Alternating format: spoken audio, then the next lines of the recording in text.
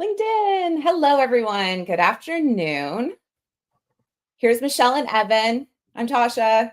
Super excited for this conversation today. It's taken us a while to get in this follow-up to part one that the lovely Michelle had to miss, unfortunately, due to weather, but super excited to be doing this. We're live across a few different places today, so feel free to drop comments in the chat. We're able to kind of monitor them. You guys are okay for some real-time questions? Oh, Chelsea, hi. Is that okay for you guys, Evan and Michelle? I should have asked this right before we came on. I would love it. Let's do it. All right, so real-time questions, because we've got a lot to cover today. Super excited to talk more about the SISR report. Oh, Shannon, hi, everybody. Feel free to drop in where you are located as well, because I always find it interesting to see who comes in from LinkedIn. So without further ado, we're going to have Michelle and Evan introduce themselves if you don't already know them, and we're going to get started with Michelle. Let's see. Michelle Flores Brin, pronoun she, her. I have been in the nonprofit sector for 15 plus years, and I've worked in both communications and fundraising. So come at an interesting intersection of both of those functions. I am the head of development at iNaturalist. I sit on the AFP Global Board of Directors, and I'm also a CCF Texas chapter organizer. Amazing. That's fantastic. And Evan, can you introduce yourself, please? I should have gone first. I'm far less impressive. Welcome to Binderland, as I like to tell people. Tunnel back there. I'm Evan Wildstein. I'm in Houston, Texas, a few hours, I guess, southeast of Michelle. Day work in the bright early morning. I'm the dad of a toddler, but then right after that, I'm the director of advancement for a great little Montessori school here in Houston, Texas, called the Post Oak School. Wrote a book, caused some mischief on LinkedIn as an in-house practitioner, yelling about things that we think should be better. And that's part of the reason Michelle and I got together on this project, and part of the reason why I got to know Tasha as well. Absolutely. I was going to say, part of me getting to know you lovely folks was just some solid LinkedIn creeping for quite a while. And then, Michelle, got to meet her in person this past year. It was lovely. And so just really excited to dive into part two of this report. And I'm going to just first start off social impact staff retention report. I keep saying SISR, and then people don't necessarily know what that means, but what were some of the goals, and how did this kind of get started for you guys? Michelle, why don't you take it away, Evan? Okay. So Michelle and I, so what I failed to mention is that I'm in my 22nd year doing nonprofit work. Michelle and I actually both, for a brief minute each, although not at the same time, worked at a fundraising consultancy here in Houston. So, nonprofits have always paid our bills. What we like to say, Binderland is super relatable. Thank you, Chris. And we, like many non-profiteers, like to gab with one another about the things that we're enjoying about our work, the things that are really stressing us the heck out about our work. We also acknowledged how many resources there are out there in the lane of codifying what these issues are, reports, research, studies, and things like that. But they all really seemed to come into all my vendor consulting friends. I love y'all. But what these projects seem to tether to is an institution doing research to help figure out how their services can help serve the organizations who are really stressed about this stuff. And a lot of those organizations, I might argue many, if not most, if all of them, have really great things to offer. But Michelle and I put our heads together, it was probably, a year and a half ago at this point, and said, we choose every day to wake up and go to work in-house at nonprofits. We want to know what our peers are saying. And my joke is we're dogs in the fight. So that's our dog in the fight. We really wake up every day and we go to work for 501c3 charitable organizations. We want to know what our peers are saying. And we felt the project would be unique and maybe a bit more participatory because we have nothing to sell you. People participate. We publish a report for free. Anyone can have access to us at any time. We are smart people, but we have no reparative service to offer necessarily at the end of SISR. So that's where this came from when we kicked off a year ago doing the first one. What am I forgetting, Michelle? Yeah, I mean, I would just add that I think the way that we formulate the questions and also write the narrative in the report is very reflective of our seats as practitioners. Like we think very practically. So, and I'll go over the solutions later, but a lot of our ways of thinking or coming to solutions are more practical because we know like we have limitations and real limitations. So a lot of times I think with content that you're reading for solutions from people outside the sector, it's not that it's wrong, it's just not practical to do. And I believe, I will say, that our solutions are much more grounded in reality. I love that. I love that. I like how it's, and it is different for sure. Lots of great organizations out there doing some of the research, but I think I was talking to John McCoy recently, and, I like his by the people, for the people kind of methodology. And I think that this report is different for that reason. And I'm going to get Evan to just jump in quick on some of the recaps of the findings, because they're like, I read it and I was shaking my head the whole time being like, this can't be real numbers. Like, that's horrifying. And that's partly where, my relationship and chatting back and forth with Evan started, and a series of memes that we send back and forth on Instagram about the state of work every day. And, but Evan, can you recap some of those findings from 2023? Yeah, and Michelle, at some point we need to talk about this because we did the data collection in 2023, and then we released what I think we're lovingly calling the 2024 report. Okay. And I have been abysmal about being clear about this because it's like 2024 now, and we've also launched the 2025 survey collection. We set ourselves up for confusion. Yep.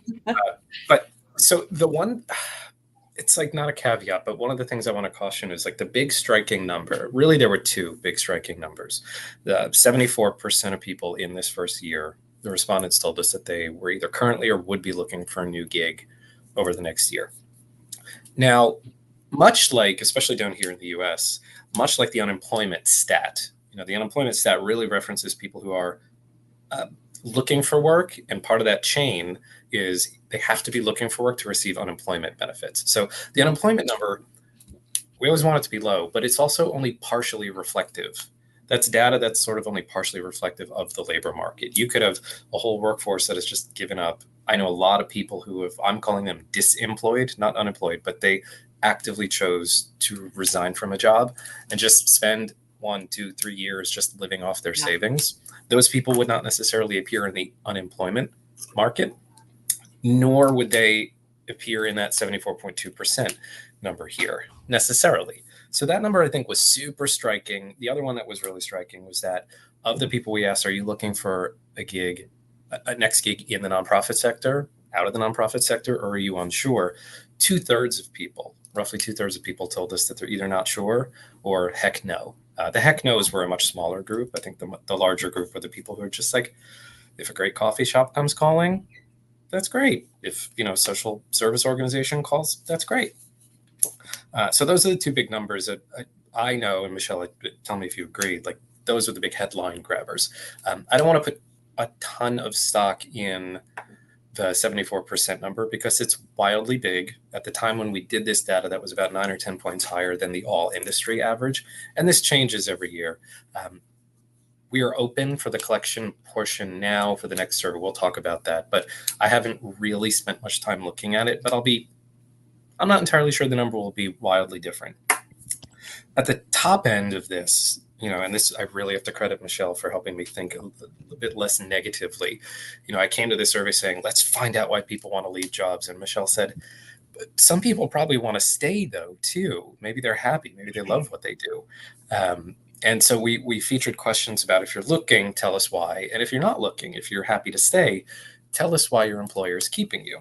And I've got it, last year's results printed here, in pretty close order, but in this order. They said, frankly, at the top end of why people are leaving, they got too much work and they can't get it done. They don't have enough support. Who among us can't raise our hands and say, no, I've got enough time, resources, and energy to accomplish the things I want to accomplish?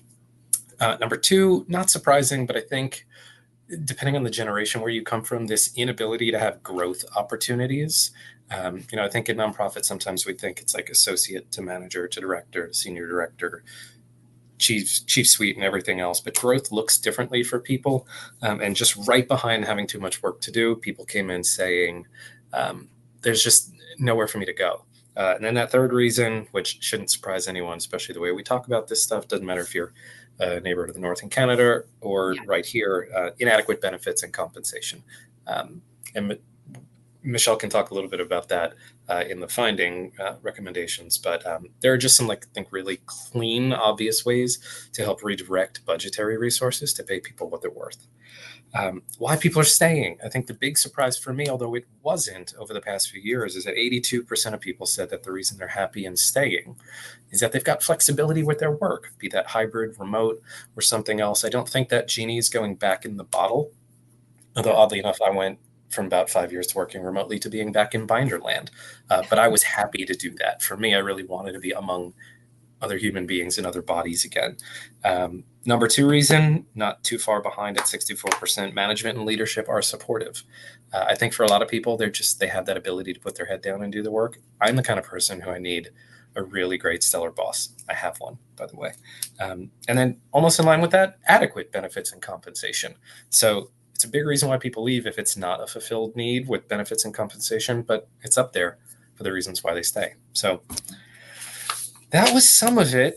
I think there's more, but I'm going to pause, see what Michelle wants to jump in, and just maybe, I don't know if anyone has asked a question or anything yet. Yeah. No, those were the perfect highlight reels. And I feel like, when we go through the top reasons people are looking, and I'll just run through them real quickly, because for each one, I'm going to apply solutions for each level. And I don't think any of us who are nonprofit practitioners would say oh, wow, that's wildly surprising. It's not surprising, but the solutions are the more focal point of this conversation, or I would like for them to be. So the first reason of too much responsibility, not enough support. Evan and I talk about this a lot in our posts, and actually, Tasha, so do you. And for me, this comes down to really thinking about realistic expectations of what you can accomplish as a nonprofit. And I feel like we've kind of gotten in this swirl, this roller coaster that we can't get off of we're committing so many things because we know that these things need to get done, but we don't stop and ask ourselves, do we actually have the resources to do it? And at some point, we have to decide that being realistic with our resource availability is a kind thing to do for ourselves. I saw today that Chelsea Ross, she's on the call. Chelsea, hi. One of your posts today, was about how nonprofit folks bend over backwards to help the people that we work with, and a lot of these people are coming from marginalized communities and victims of abuse, and we're trying to do everything we can to help these people, but we often are so poor at advocating for ourselves and giving ourselves the same kind of care that we're trying to give to other people. And we have to be able to realize that's an unsustainable train that we're on. And I think this train is really coming to a head right now, because in our nonprofit work, it's very much a pattern and mirror of what's happening throughout the world, right? We're really stopping and pausing to think, why am I doing all of this? In terms of career stuff, is this really worth it? I don't think we're just looking for better bosses and more pay. I think we're deeply questioning the meaning behind how we're spending those 8 hours at work. So the first one, just to kind of recap, the first reason people are leaving: too much responsibility, not enough support. For me personally, I think this is the most important one, because this really starts at the top with leadership decision making of we just have to scale, we just have to grow 5% more, 15%, 20%, and everything else is just cascading off of that. Yeah. So that's for me the most crucial point in this report. Okay, so what can we do about it? One thing that we talk about in the recommendations is to think about this concept of organizational slack. So organizational slack is really understanding you can't put yourself out at 100% capacity or 125%, because unexpected things are going to happen, right? There's just things you cannot account for that are going to come into your workday, and then somebody has to do it, and you're already overcommitted resource-wise. So be intentional about not going to 100% capacity, schedule more of like 80% and keep in some padding. And we talk about this more in the report, so please go check it out. But that's a key piece.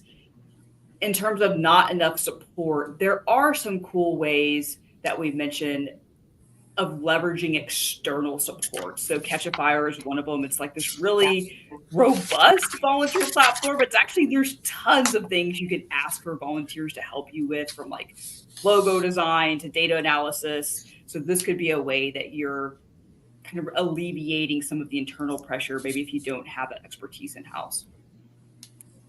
So moving on to the second level of why people are looking, it's this lack of growth opportunity, like Evan named. And one of the things we put in the report, and there's a link to a PDF, that there's this template that Evan actually surfaced. It's called All About Me, and it's 4 questions. And it's talking about, as an individual, like, how do you want people to treat you when you're feeling stressed at work? Like, when do you feel like you're most energized and do your best? There's 4 really simple questions that would be a great conversation to have with people on your team. And the reason that that's under this lack of growth opportunity is to understand how people want to grow. You have to know some things about them, right? Like, that's your role as a manager, as a leader. Like, you need to know what really lights people up. Where do they see their career arc going? So if you haven't found that link in the report, the All About Me template, it's super simple. Please, like, just go click on it. Super helpful. And then this last piece about adequate compensation, Evan talks, I think, more eloquently about this than I do, but, really get down into your budget and look at how you're spending your funds. I have a real anecdote of a past organization that we were doing our budgeting for the year. Y'all know, like, that fun time of the year when you're doing your budgets. And we were trying to get a handle on, like, all the external contractors we were using. So I was like, everybody put them in this spreadsheet, put them in this central team spreadsheet, all the contractors for writing, for social media, for Google Ads, whatever. Like, let's just so I need to figure out, like, how much money we're spending on contractors.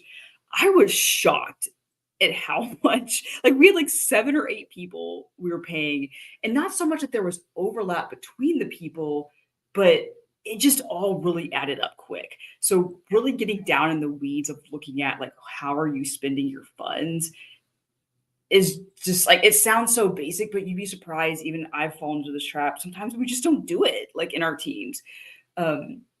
Another thing we talk about is TechSoup, which is a great site that you can learn about nonprofit discounts. Like, for example, Canva has a nonprofit discount. You can get premium Canva if you're a nonprofit for free. So if you're not aware of all those things, TechSoup is like a really good one-stop shop to learn about all these nonprofit discounts. I love that. Those are really practical, and I think we need practical, right? Like, in nonprofit. I'm getting a little reverberation. Is anybody else, or is it okay? I think one of the things too, or that I've seen anecdotally with Hive members, is we've started to have people joining us who are actually wanting to move into nonprofit, but don't know what that means. They're really curious, which is really cool. And I think it comes back to what Michelle was saying at the beginning, where we want to do impactful work, and compensation is not the only way that we feel impacted, right? And I think those 2 other levers of growth and a great team and feeling supported can make up for a lot of lost compensation potentially. I'm not saying that's right, but it does make up for it. I've seen it in practice many, many times in nonprofit. But man, if you can't satisfy those other 2 buckets, then the compensation is immediately going to be the straw that breaks the camel's back, because we can't justify it, I guess. Or mentally, maybe we struggle to look at the work. And I think that's why many people, it looks like their resume kind of looks like they hopped from one nonprofit to the next nonprofit to the next nonprofit. But what they're really seeking out often is growth, and they're seeking out a great team. And and I think there are people who are interested in social impact. They'd like to work in this sector, but they're getting scared off pretty quickly by some of the stories they hear from people who work here, right? So it's really interesting to see more people being interested I see more of it in that direction than people who are like, I'm never going to work at nonprofit again, me personally. But that's probably a bit of a factor of what I'm doing right now for work in the sector. How are you Can finding I that? add? Yeah, please go ahead. Yeah, can I add to that, Tasha, just real quick? I had a post about this that recently, because I always think about this, that having younger generations come to the nonprofit sector and to be scared off or just say like, hey, I am not putting myself through this, see you later. I don't think we're fully giving ourselves the time to reflect on how bad this is for us, because we need diversity of opinion, we need new ideas. And I see this too. I think there's so many young people I know who are very talented. And, after a couple of years, they're like, this is cray land. Like, I am not staying here. Like, these people, I just can't find like a balance. And I really think it's on people, in-house practitioners like Evan and myself, and so many of you on this call, to create conditions for them to succeed, because it's not going to happen from consultants. It's not going to happen from, nonprofit tech companies or anyone else. Like, we have to find a way to create healthy containers for people to work in. Because if you project this out long term, the implications are just really bad for the health of our sector. Yeah, I'd agree. Do you have any additional thoughts on that, Evan? Yeah, and I have to fight anyone on this call who knows me. I rarely take myself very seriously, but there is a very serious. I am very young in my spirit, but I'm heading into my mid 40s, so I am of a generation, if not two, above people who are entering the workforce now. And the American workforce, especially, has 5 generations, all the way from Gen Z up to whoever's older than the boomers, the greatest generation, whatever they're called. The economy is being so shaky that people that should have retired at a certain point are extending on this end. And a lot of those people are still holding chief suite position role. They don't know how to talk to a 21-year-old. I remember years ago, it was a little bit before COVID, had a young Gen Z on my team who just couldn't find them one day. They didn't come to the office. They were not online. I think we were using some version of like a team chat back then. My head went to the worst possible place. Like, did they die? Tried calling them, didn't pick up. Next day, see them. What's going on? Oh, I just needed a day to catch up. The challenge with the environments being so poor and younger people especially hopping so much, which I'm not very critical about, but the report did say that of the people with fewer than 10 years of experience, there are 82% of them looking for new work. That's 8-ish points higher than the overall average we had in the survey. I think what gets lost is sometimes these emerging professionals, they're not sticking around long enough to learn, and this is going to sound like real old-timey, but they've not learned how to work, because we have not demonstrated, those who've been here for a bit, we've not modeled what it looks like to be often in healthy organizations. And they have no compunction but saying, I've been here for 6 months and this is a dumpster fire. No pun on Tasha's. I was going to say, I was talking about dumpster fires today on LinkedIn. Yes. Like generations, like the 3 of us, like we're closer in that mid-range. We got bills to pay. We got mortgages. We've got et cetera, et cetera. We'll stick around sometimes. And for years, I always joke that the call comes from inside the house. There is donor stress. There's economic stress. But the things that we do inside these shops is often the reasons why the younger generations are like, I'm not going to stick around for this. And it's so expensive. I know Michelle and I more closely float in the fundraising world, but it doesn't matter who the staff is. If it's a fundraiser or a programs director, it's super expensive to replace people. And I don't quite think it's like, oh, well, so-and-so, we couldn't give them the 5% salary increase. And so now we have to spend 48% more hiring the next person. There's all these things. You can't put all this in a spreadsheet, Michelle, when you think about all the contractors you're paying. But if we put all the reasons behind these things in a spreadsheet, which we kind of did in this report, it's wild. And I think this intergenerational thing is a big issue. I have to curb myself sometimes when I find trying to deal with people that I get, like, I don't know. I didn't know brat was a good word until recently. Like, someone has turned brat into a good thing. Truly, there's some like linguistic differences, but like, if we want people to stick around and either not jump out over to the consulting side or jump out to go make coffee, whatever the jokes are. Like, we have internal work to do. And Michelle and I are decision makers in our organizations. This is really hard if you're, fewer than 10 years and you're a manager and associate. But I am so pleased that people have reached out to Michelle and me both to say that they brought this report to their board. They brought this report to weekly leadership team meetings, and they're having conversations about, oh gosh, it's not just us. This is the field. Do we want to be like the bright, shiny stars, or do we want to be one of these organizations that's in the news for something or other? Yeah, I agree. And, again, met with a senior leader recently. Such a brilliant conversation. This is a woman who's been in the sector for over 25 years. She's now in a very senior position, just below her ED. And, she was talking about, like, I can hardly blame these younger staff members of mine for having boundaries, because I wish I had them. But ultimately, the board and ED are telling me this much has to happen. And so when they walk away at 5 p.m., I don't, because the expectation is we're going to reach this goal. And she's like, the goal is always ever higher. It never is enough, And so I think that's what's burning out. The people we expect to move into executive director roles in nonprofit are burning out before they even get to those roles, because they're just like, how can I continue to go at this pace? And so, yes, the boundaries are better among younger staff, and maybe they have, a better idea of what they're looking for the future. But I think that this interesting gap group is like, they're the ones that I'm really concerned are going to walk out, and there's going to be this like vacuum of knowledge and experience and leadership, but they're also not very supportive themselves. Like, there's a support issue on a lot of levels of nonprofit, not just with new staff coming in, but all levels, right? And I'm not sure what the solution is, but I think it's worth talking about. And the generational thing, we could do something about that, Evan, just, I'm sure, all by itself, because it's a really interesting conversation.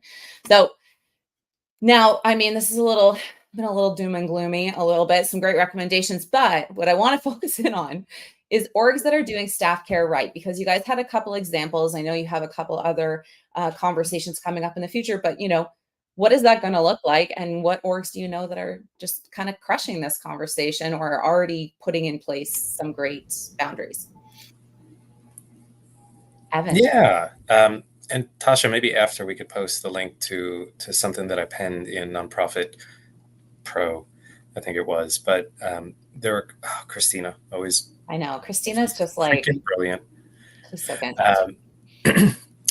So it's so funny when I Michelle and I did this report, and our goal is, I hope we keep doing it every year, but I thought, like, I want to kind of pen something that centers around the themes that we're finding.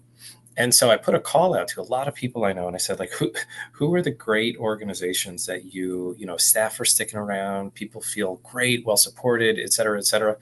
And I got like 0 commitments from people in the social sector. They were pointing to like Zappos shoes, and at the time Chipotle, and a couple of these organizations since then. Starbucks was one of them, but then that went in the tank socially.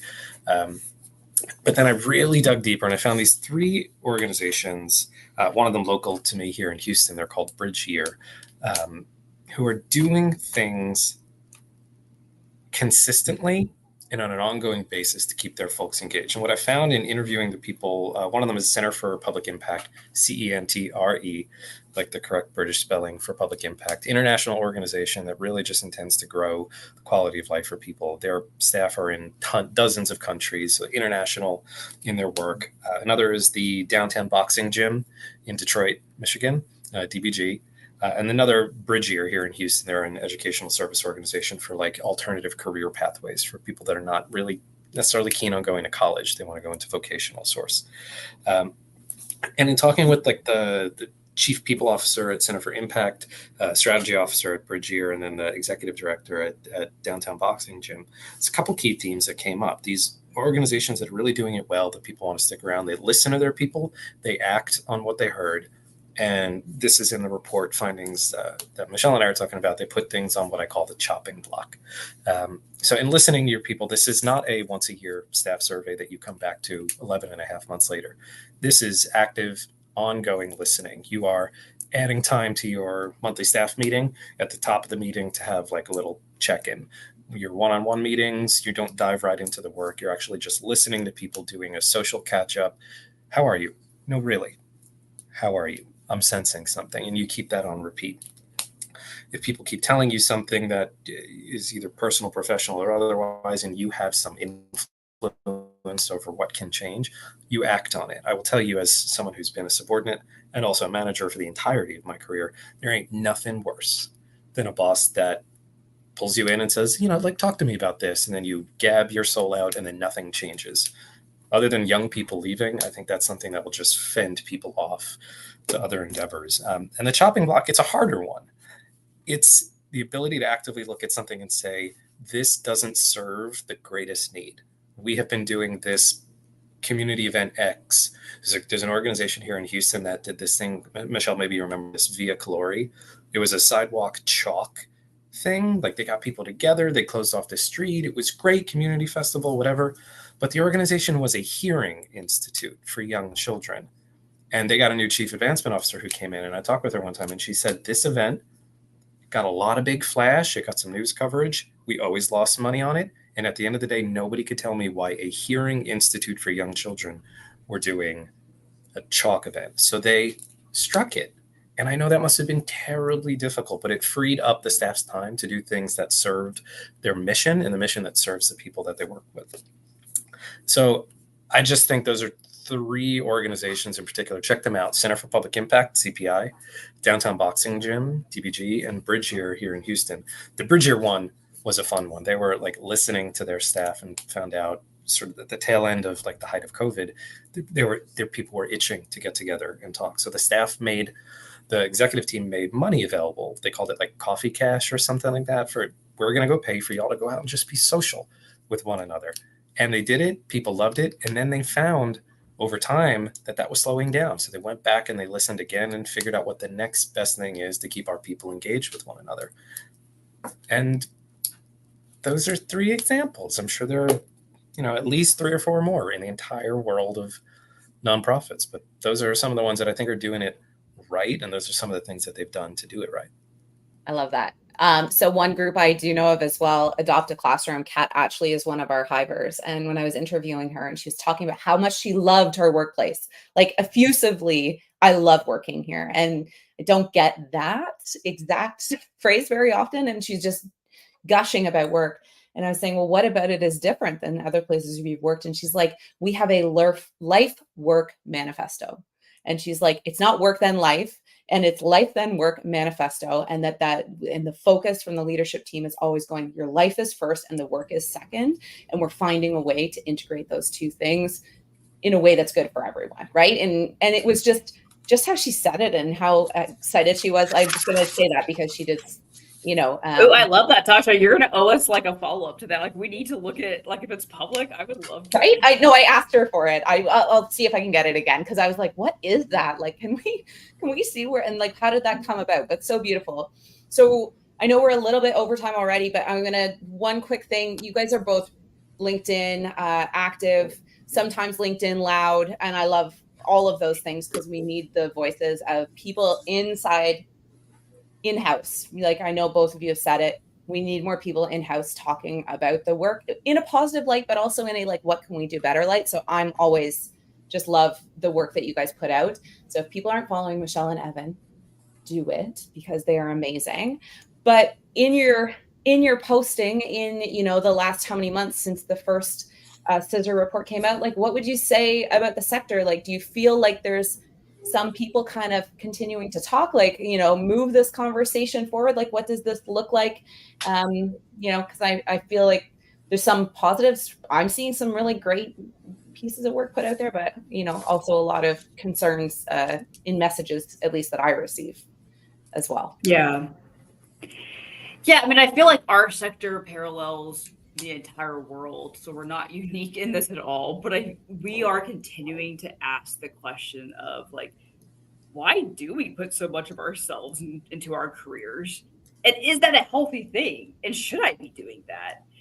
I feel like that deep questioning is only going to continue. And I, for one, am like all about it. I love that we're asking that question. And in some ways, these are my words. I haven't heard anybody else put it in this description, but I think it's, like how sectors get disrupted, right? Like think about Uber or Airbnb. I think this is an internal disruption because we continue to ask this question, and the answers that we are finding to this question aren't, oh, okay, like I'm okay with not getting respect at work, not having decision making or growth opportunities, and getting paid very little. People are not coming to that as the conclusion after asking the question, why am I doing all of this for this organization? Like, where's the reciprocity for me? And if this continues, which I think that it will, I think what people are really craving is the idea behind what the sector was built on. I don't know if it was ever fully manifest, but it was built on ideas like reciprocity, collective care, interconnectedness. So anything moving in that direction, shout out to community centric fundraising on this, anything that moves us in those directions is going to be something that gains even more and more momentum. That's what I'm feeling. That's what I'm seeing. Yeah, I love it.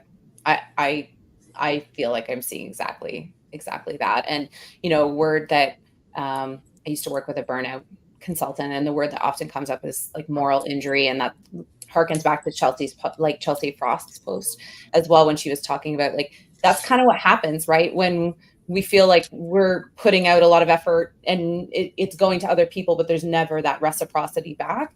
It does over time cause like injury a little bit to yourself, right? And they talk about that a lot in healthcare and social work, where over time you have to do things that you or feel slightly like hurt by, and it lifts and lifts and lifts, right? And apathy follows that. Evan and I have had big conversations about apathy in the sector and how damaging that can be to impact. Ultimately, the impact is going to be affected by all of these things, and we can't pretend that impact is not going to be affected by attrition, by people being apathetic, by the next generation deciding this is not a sector worth investing in, right? So, Evan, do you have any additional points to add to that?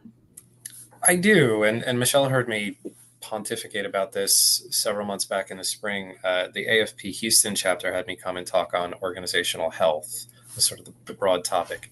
And in doing some digging before I gave that speech, I think one of the things that struck me was the different ways burnout shows up for different people. And I think we have this sort of standard definition of burnout that it's very physiological, where there's not enough hours in the day, I'm really stressed, and it's that very visceral reaction. But there are myriad shapes of burnout. There is physical exhaustion, like your nighttime sleep is just not really getting you there. You wake up tired and you think, oh, maybe it's sleep apnea. Like I actually have sleep apnea and I snore a little bit. My wife tells me.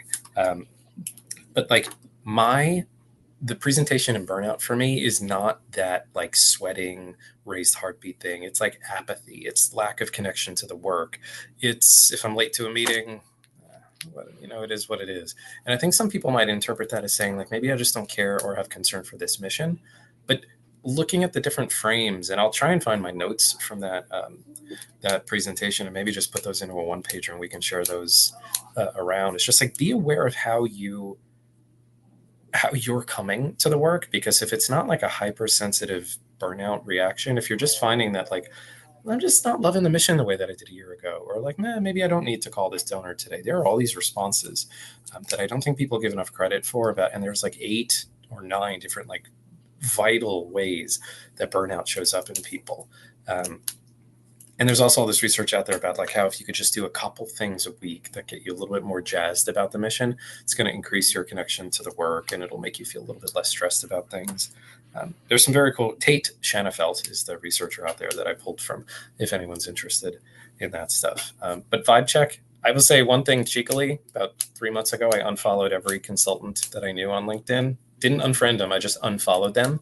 And since then, if I were going just by LinkedIn, the social sector is a much more calm place. And I'm joking, but like I do think that like who you pay attention to and what voices you're listening to really does have an impact on what you're putting back there. So yeah. I don't know. Be real, be true to yourself. Take the survey, reach out to us. I love it. So obviously the call to action from today is to participate in this year's report. We need I'm so sad as a Canadian that this is the US only, but I understand why. But part of the reason why we have to pump up this report for the Americans as Canadians and as nonprofiteers from all over the world is so that we can get Michelle and Evan to do the same thing in our different places, right, around the world. But, so the success of this report in my mind means that this can get rolled out in a lot more other places. So please participate. I think that's really, really important. I'd love for a few minutes, if people have any questions, I'm going to let people start putting some, if they have anything to say or questions in the comments.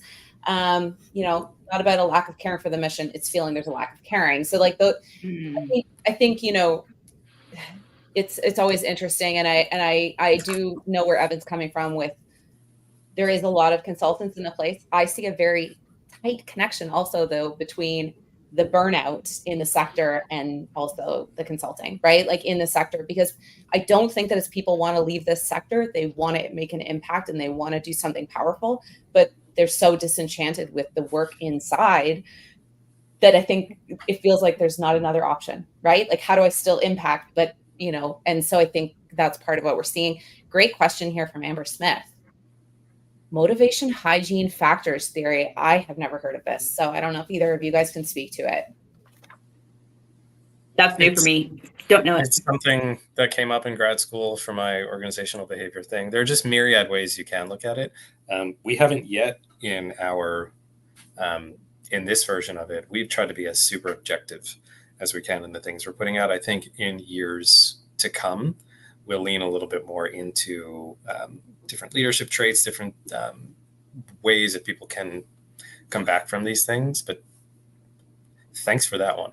I know. I was gonna never heard for this before. So loving Amber bringing in that kind of question. So, but yeah, please participate. Your voice matters in this industry. And I think, the recommendations that came out of it, I'm going to drop the entire last year's report. Please links for participating this year. And here's Amber coming in. Factors that contribute to staying in the work, right? So, I think we're looking at work in a different way. And I don't know whether COVID shook things up or stopped things. I can't actually tell, or both somehow at the same time, but we're coming at work differently across all sectors. And so maybe this is the one spot where a nonprofit can actually be the ahead of the curve group. Maybe, I don't know, could happen, right? Yeah, I mean, disruption isn't necessarily a bad thing. It's a matter of, do we leverage this moment in time, which I hope we do. Do we leverage this moment in time? I love it. That's a quote right there. It's going to show up in a future Hive post for sure. But thank you all so much for coming today. This was fantastic. Thank you, Evan and Michelle. Like, I'm a huge admirer of everything you guys put out to the world. You're both fantastic. I'm so glad these questions are getting asked, and I'm really, really excited to see what comes out of this year's report. But thank you, LinkedIn. Thanks to everyone who joined, and reach out to Evan and Michelle if you have comments or all of those things. They're both a wonderful resource. So cheers. Thanks, everyone. Thanks, everyone.